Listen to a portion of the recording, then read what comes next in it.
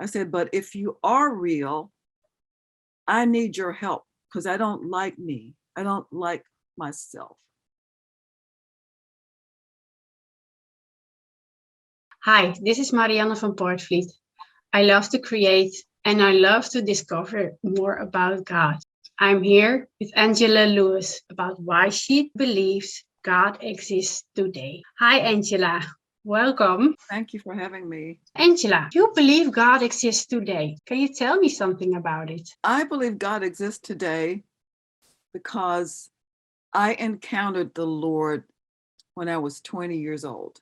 The story behind that is when I was a child, I played with children my age, my, playmates. So we kind of grew up together. But when I got to be a teenager, things changed.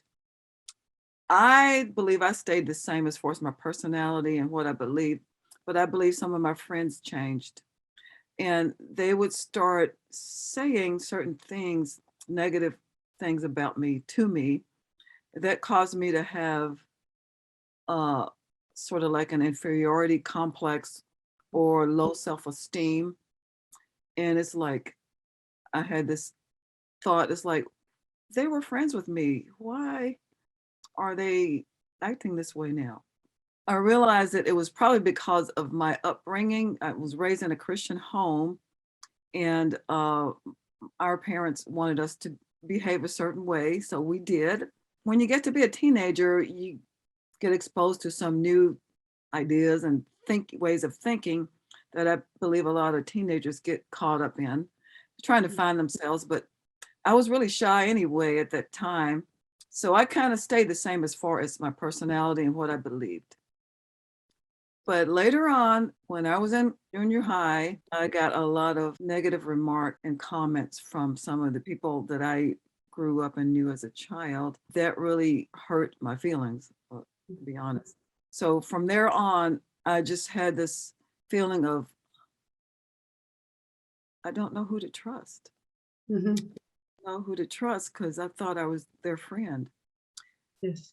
So I just sort of withdrew from people, even going to school. There were some people I still hung around with, some people with the same values that I have or had. But there were people I was really kind of cautious of being around because I didn't know what they would say to me and how I would react to that. Mm-hmm. So I kind of was like a hermit or reclusive or isolated myself from teenagers my age. Were you a bit shy? I was kind of a shy type of child then.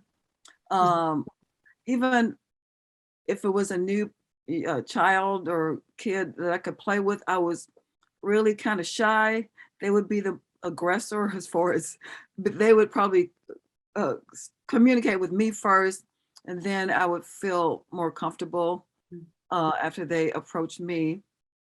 But so I kind of was shy. That was my personality. And but what happened?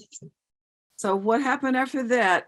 When I got in high school, same thing, same old mentality, same thoughts, same of having low self-esteem, same spirit, I call it a spirit of rejection.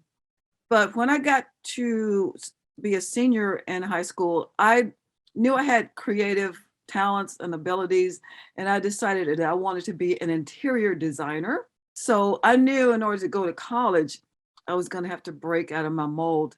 That was the thing that drove me and just encouraged me to go on is that my desire to be a designer. Mm-hmm. So, so I go to a local college for about a year and a half, and then I transferred to the University of Kentucky in Lexington, Kentucky. And one thing I noticed about college students or my age, they have a more mature attitude than teenagers did. So I didn't get any of the negative comments like, who do you think you are? Because you this and this and this. Everybody was friendly. I mean, even if you didn't, even if there were people that you knew you didn't really have the same values, you didn't down them or you didn't talk down to them. But so it was a different environment that I couldn't get used to when people wanted to be a friend to me. I didn't know how to accept it unless I really got to know them close. So I was close Mhm. to a few people, but I realized there was something that was deeply wrong with me and my mentality, my perception of myself when I was in this choir that we had to get on a Greyhound bus to go sing, go to a singing engagement. My attitude was this: let me go find a place on the bus, on the Greyhound bus, where there's nobody else seated, because I don't want anybody to say, no, you can't sit here, because I'm reserving a seat for somebody else. Afraid for the reaction. Yeah. So I just looked for a seat that nobody else, that was complete, that row was completely empty. So I sat there, and inside I just kind of a sigh of relief. But the bus started filling up with more people. And this one guy said, "You mind if I sit here?" And it's like, then I start tensing up a little, because I knew he wasn't rejecting me, but it's like, what can I say to him? He'll probably want to talk. And so I said, okay, I shook my head and said, okay. So he sat down and he did try to carry a conversation with me, but I had a simple yes, no answers. I didn't engage in the conversation Yes. fully. And as we were traveling, I was looking around at everybody, how they were communicating so easily. And it's like, what's wrong with me? What's wrong with me? So that's when I realized something is not right with Mhm. me. After a Thanksgiving holiday, coming back home from Arkansas back to the campus, it was a Sunday afternoon, and not too many students were back in the dorms yet. And it's kind of lonely feeling, and I started feeling depressed. And then I started thinking, oh, what is wrong with me? Why can't I communicate like other people? Why can't I just freely talk to people without having any reservation? So I started crying. I got on my knees, and that's when I prayed my first true, sincere prayer to God. Mhm. Before I would say the Lord's Prayer, Our Father who art in heaven, hallowed be thy name. That was praying to me. But this time I was desperately needing to know if God really exists. So I was crying and praying. I said, God, and I'm just guessing what I might have said. God, I went to church every Sunday of my life and I learned about you. But I don't even know if you're real or not. I said, but if you are real, I need your help, because I don't like me. I don't like myself. And so that's all I said. I got up off my knees, dried my little tears, and had the attitude of, oh, well, we'll see what happens. But do you know what? That next week, there's something that changed inside of me.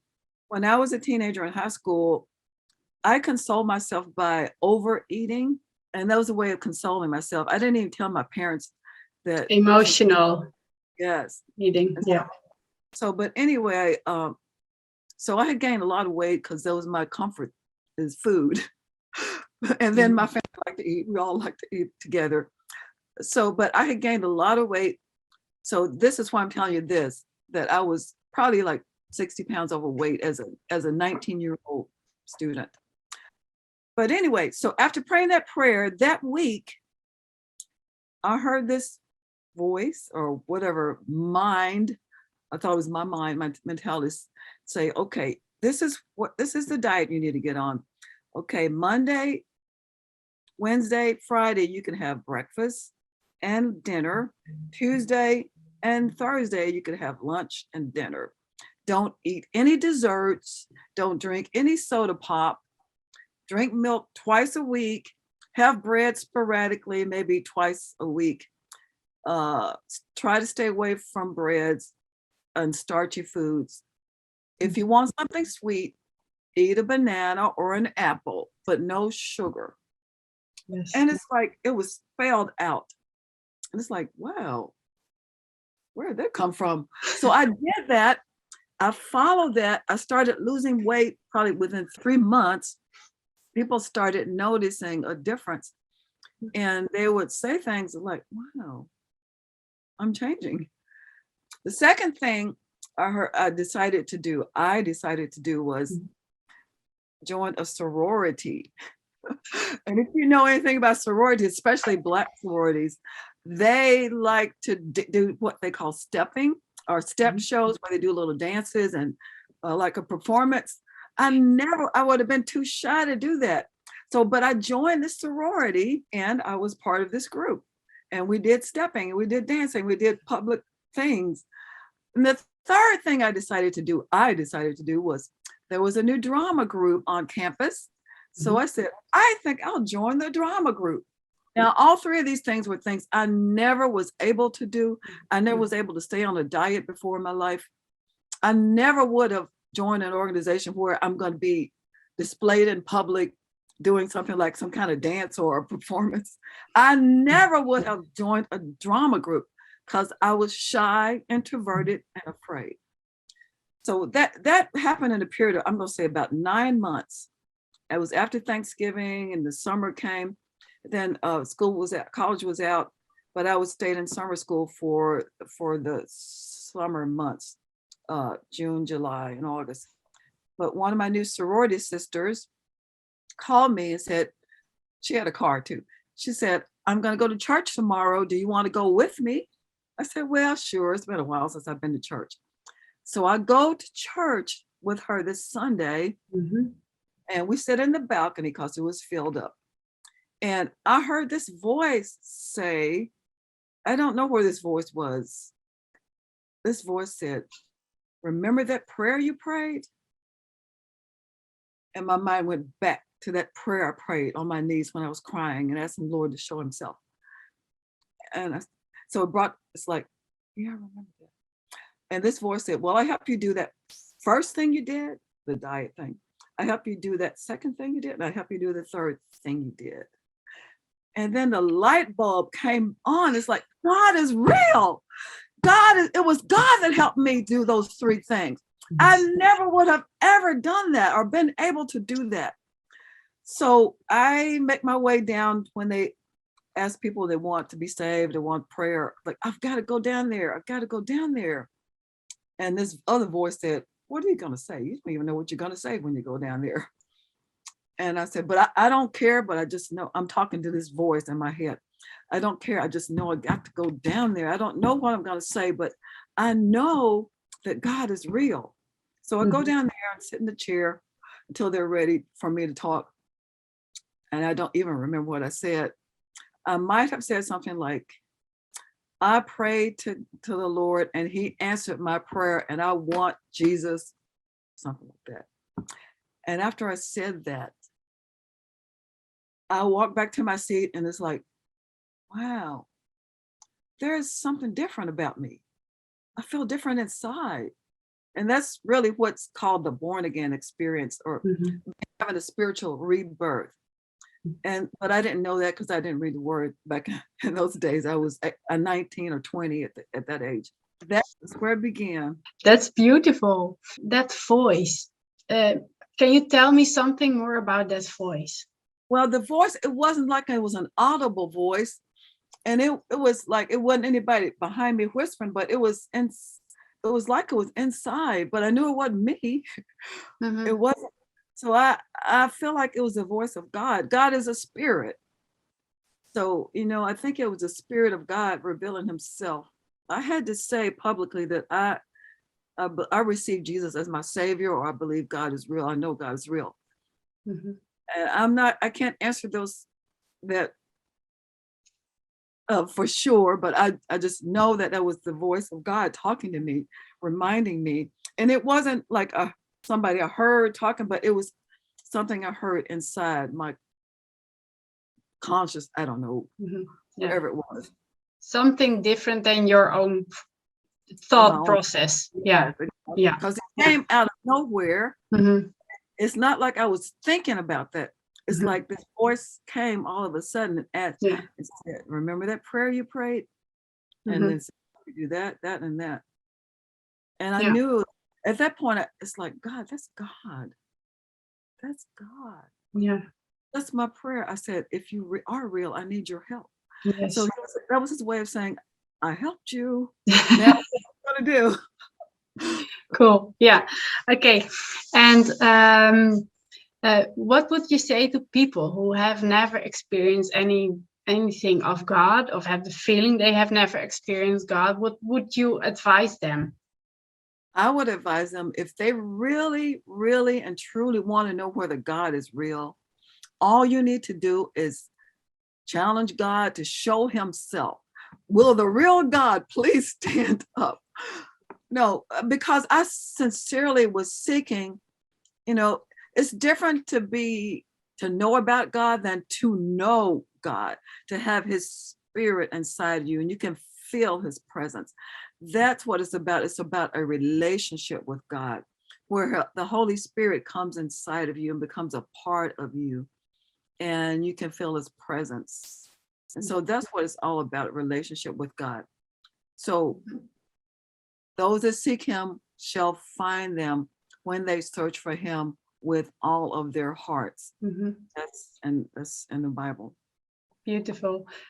And you have also something with worship nowadays.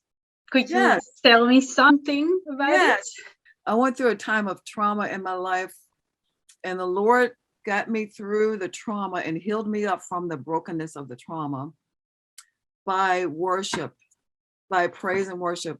I was in a relationship. My husband developed first some physical illness in his body. Then after being unemployed for a while, he developed a mental disorder. And so I was the victim of some abuse.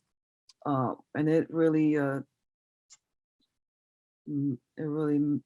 messed with me. It really messed with me. But anyway, so God healed me up. That's a whole nother story. And that brought the book. I have a book called Knowing Him, a book about worship. So the main thing God wanted me to do is to teach people what I learned about worship and using the word of God through that time and how he healed me up from the traumatic wounds I had. Because God is the answer to every problem we have. We just got to know how to go and find him and seek him out and ask for his direction. So that could be found on my Facebook page right now. I will put a link below for the ones who are interested. Okay, that's a beautiful story of you and the way God has helped you to get out of your shyness of not feeling yourself worthy. Yes. And it's beautiful how it's very similar to my story, because I also didn't feel worthy at that time. And because of the relationship with Jesus, I also had the same experience of, now I know it's true. It's not some old book, the Bible. It's for real. Yes. So it's beautiful to hear a similar story as I have. So thank you for sharing, and thank you for being vulnerable here. To the viewers, thank you for watching this interview with Angela Lewis. If you're interested in her book about worship, you will get the link below. And if you're interested in more than just this story, subscribe, put those thumbs up, and help to share the stories with the people who need it the most.